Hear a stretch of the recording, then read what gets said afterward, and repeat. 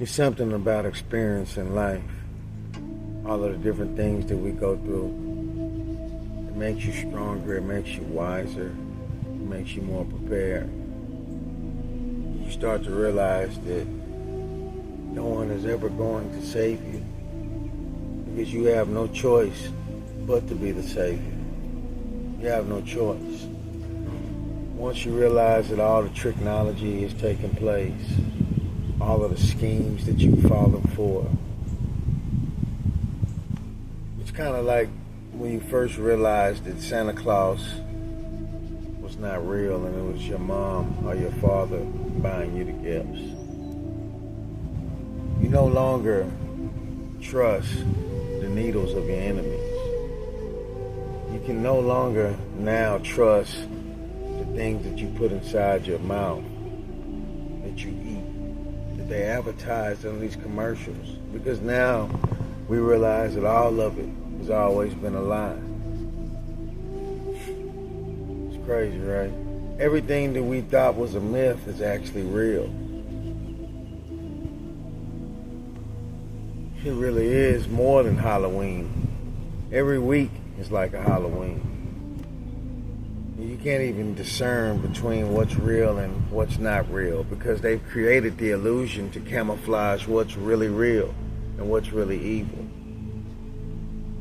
And then you realize that your trust and generosity is a slow genocide. And trusting these devils is a cruelty to ourselves. That's what we start to realize. And then we start getting conscious again. Our subconscious starts coming and merging with our awareness, and we realize that the prison is our amnesia. When we realize that we don't have to go fishing, we can talk to the rivers, and the food will come in abundance. Just like Yeshua taught the disciples, we can actually split the sea. We can actually walk on water. We're starting to realize that our dreams are other realities. Because we have no choice, because we see that everything has never, ever been what it seems. Everything is a lie, and everything is an unraveling in front of us. Everything has came back in complete circle in the age of information. And the thing about that, now it's a moment of clarity where we realize that whatever we think in our mind, we can manifest it into reality. So never become an open wound in a room full of wolves again. Never trust. When you see them coming from a distance, don't take the blankets with the smallpox. When they create the big ass illusion for everybody to go do this and take jabs and everything, just don't participate. Just change the channel.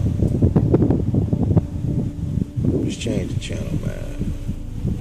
Because love makes people comfortable. So-called love. Offering, coming in peace, but leaving in destruction. Cut off weakness with no mercy. Because those are the most dangerous people, the ones that are still docile and gullible. And that's unfortunate. Look for those things. Use your discernment. And understand that everything has a consciousness.